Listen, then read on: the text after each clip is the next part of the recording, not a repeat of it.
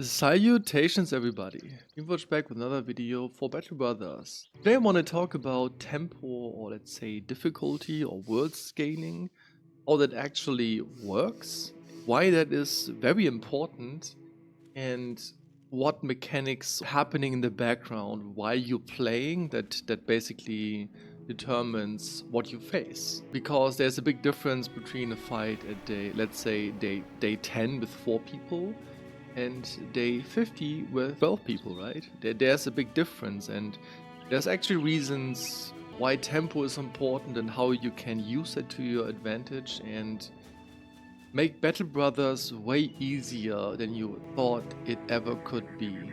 This is basically when you see a streamer or somebody who records something and he's absolutely crushing the game. It's like day 50, he's completely decked out and he has even like a couple famed items, is very rich, and he seems to annihilate everything that comes his way. This is how they do that. They understand what tempo is and how difficulty scaling actually works. Tempo is a very, very important factor. Tempo makes the game actually very easy if you understand what you're doing. Enough of this rant. So how does this game scale? Again, I don't want to go too deep into this, but to give you a basic understanding about that.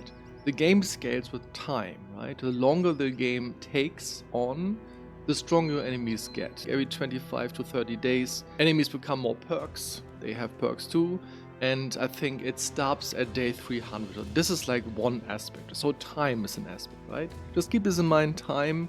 The longer the game progresses, the harder it gets. The next big thing is the difficulty setting. And the skulls, if you take contracts, like this will be very intuitive. A 1 skull mission should be easier than a 3 skull mission. What is maybe not so intuitive is how many people you have. Let's say you have 5 people, this would have a different scaling than 5 people who are all level 6. So the level and the amount of people is a factor that scales the game, but this is only true for contracts. Maybe I can show this here, I'm not sure. So like, I busted I think almost every camp I found here. Like, this camp will not be as dangerous as a camp, let's say, that is up here. So distance to the next settlement is actually a factor. The more further away it is, the more difficult it is. This is just like general information. It's not that important when it comes to tempo, just when you play. Like, let's say when you run out at day 5, you have like, I don't know, 10 people or something, and you would fight something up here, it would be way higher difficulty than something here, right? So it's distance, it's time, it's the roster you have, how many people you have, and what level they have, right? It doesn't matter what perk you take. Gear doesn't have any effect. This is very important because this is basically one factor how you use tempo to your advantage. And renown don't has any impact on that too. Some people think that. Even had like one chatter that said, yeah, I'm running around and always cancel contracts, so I get my renown low, so the game is easier. This is not the case at all. You just get paid less for contracts. That's basically it. So it's time, it's levels of people, and it's not gear. So now we have to do things and take options that increase our gear, that we take perks that basically will make us stronger in comparison what we normally would be. Let's say the game thinks you level 2, and the game estimates a specific strength when one of your characters level 2. Let's go over. Do I have level 2 character here? It's a level 3 character, for example, right? You have 2 perks, and then the game thinks, okay, you have one character that is level 3 or level 2 or whatever, and it gives some sort of like estimated strength that this character would have, and therefore the game would estimate or determine an enemy that is, let's say, appropriate as a challenge, depending on the difficulty settings, on the distance, on the contract or whatever, right? There's like a lot that goes into it, but just like keep it like this. Level 3 has like, let's say, 3 points of difficulty. But if you take something like Gifted, for example, this is 1 perk, yes. And the game thinks this is 3 points, but if you take this guy is actually 4 points.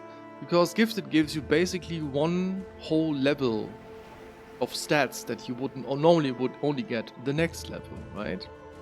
Fast Adaptation is a crazy tempo perk because you will miss way less. So the game would think, okay, he has hit chance of 50%, so he would make 50% chance of doing actual damage or DPS. But having this would be higher. So this would mean that the damage you do is higher in proportion what the game would think you do. So this is another tempo perk, right? The same as Colossus. You can argue that almost everything here is tempo perk, but I think the offensive ones are very interesting when it comes to that, you know? Backstabber could be a very good tempo perk too. So, and I have 2 tempo builds, so this video I could only make it after I made those guides. I have them in the description. Obviously it's the Ranger, that's the ranged focus tempo build. Where's my Brute? And it's a Brute, it's a melee focus build.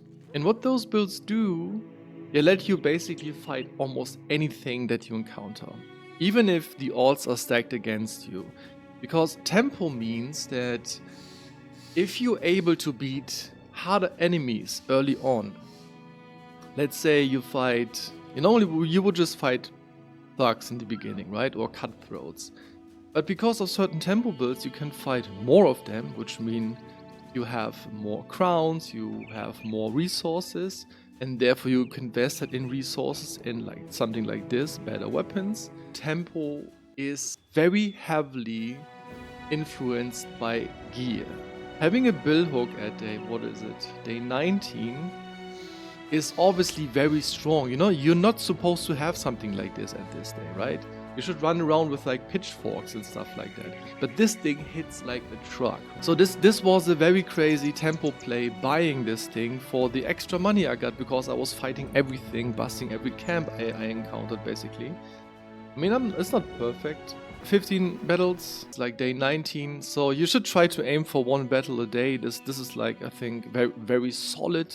But I see, I mean, even got like a very strong nimble helmet at this time, which is obviously something that is very good. And when it comes to tempo, this helmet is way better than anything you could equip on a nimble guy, right? So therefore he would be way stronger. To cheat this system and to make your guys at some point unstoppable is trying to get the best gear you can get. Because the game thinks, oh, okay, it's like day 20, everyone should have like cutthroat gear or thug gear. But no, I have an endgame pole arm, you know? Not endgame, but mid to endgame, you know? I even have, this thing is pretty strong too for this time, right? Having this helmet is very strong too. Like in general, having like higher tier weapons, like Morning Stars, you know? Or arming swords, they are obviously way better than their counterpart, like short swords. Getting perks that make you stronger than you normally would be, this is the first thing. Then obviously you have to take riskier fights and actually beat them, and certain builds that, again, I linked in the description, they make that possible. The Brute is somebody who can just stun enemies, so you can basically go to 1 or 2 very dangerous targets and stun that person, right? And therefore you have time to finish up the rest, so you stall the fight until you're able to deal with that. So it would seem you have more guys you normally would have. And this is just like a solid damage dealer that hits actually quite regularly, pretty early on, and thrower do like good DPS. And so this is the general idea. And if you're at the point, like myself for example, in this playthrough, let's see, it's day 19. I'm not quite there yet. I have pretty good gear for this stage. Could be better, obviously. Could maybe have fought more reverse, get better throwing stuff and stuff like that. But having this weapon and this weapon and this type of gear, I mean, everything that doesn't have a helmet, which is pretty common at this time, he will basically 1 or 2 shots. So, and that's the reason he has actually a lot of kills when it comes to that. I will be very strong because I have a lot of things that increases my tempo in comparison with the game scaling, and therefore I will be very strong. I will be ahead of the tempo curve, and therefore I would always face enemies that I am superior to. I'm stronger because my gear is better, or I have perks that makes me stronger, and therefore the game becomes quite easy. And you can beat everything. I mean, Yeah, some streamers, they do this basically regularly, and they pull things up. They have like almost 2 fights a day. They're completely decked out by day 40. They are filthy rich. They have a lot of gear, like fame stuff even.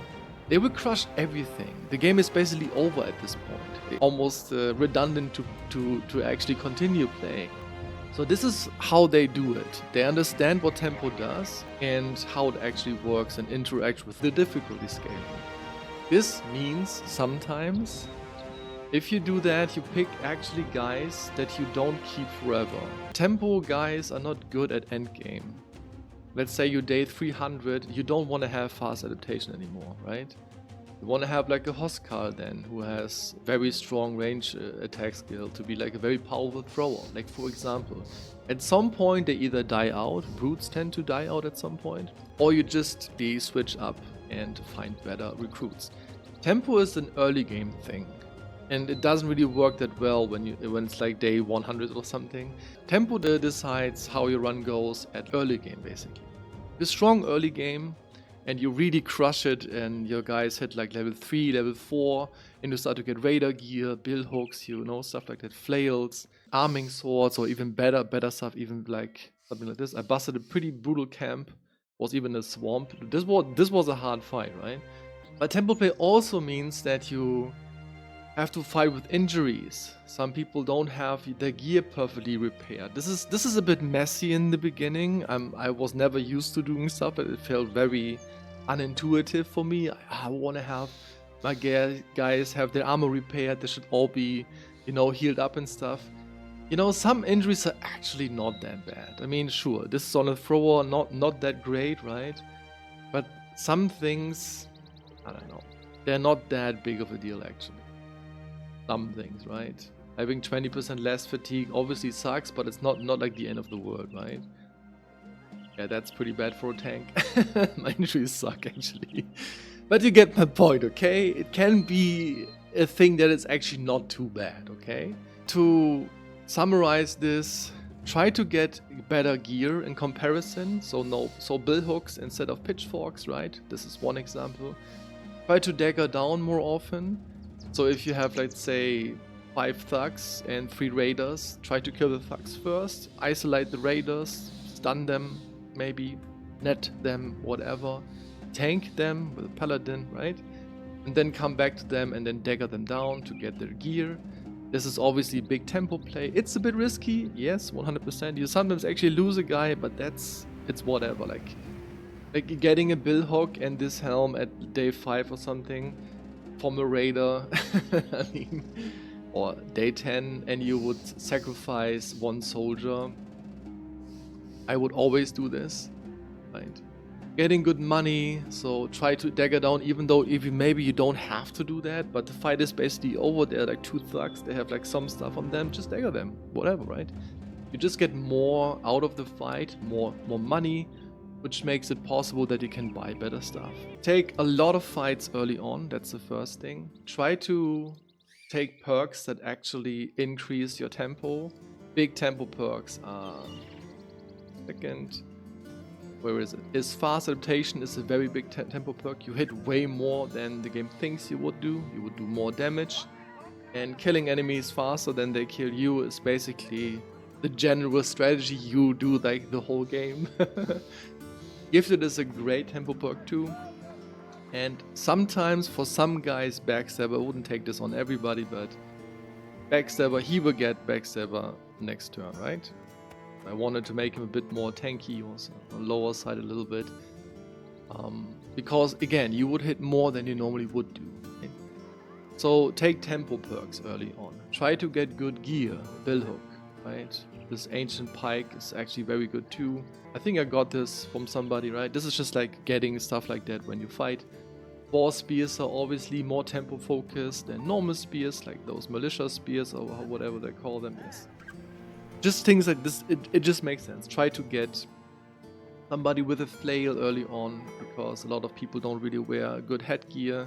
This is a very good tempo weapon too. And then just understand how the game works, how you make money. Sometimes even trading is a good thing. What you don't want to do is like taking a lot of contracts that Yeah, this is horrible.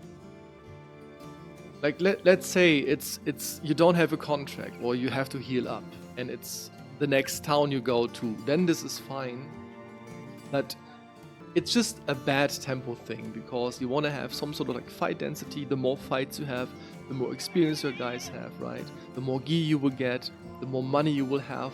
Therefore, maybe it's actually good to hire a bunch of dudes in the early stages. Let's say you play as an origin, you don't have a lot of dudes in the beginning, like poachers.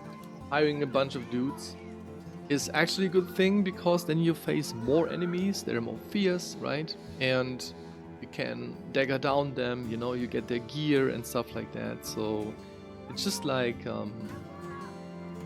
yeah, it makes the game harder in the early stages, but then it becomes easier and easier the better your gear is in comparison to the game scaling. So yeah, this is how tempo works, how you can use that to your advantage. And again, if you're ever at this point where you just ask yourself, hey, why are streamers so good at stuff? Like when I watch this, he just completely crushes everything. Tempo is the factor. They value tempo more than anything else. And if you do this for like the first 30 to 40 days and you succeed in that, obviously risky fights, you know, you kind of have to know what you're doing, then you will be defeating basically everything in the game that the game throws at you, and you will have a very good time, even on the highest difficulty. If you have any questions regarding to this or any other questions, just let me know. I'll try to answer that. If you have an interesting idea, what basic thing I didn't cover yet that could be interesting to watch, then just let me know. Maybe I can make a cool video out of that. Yeah, and I wish everybody a great day. Take care, everybody.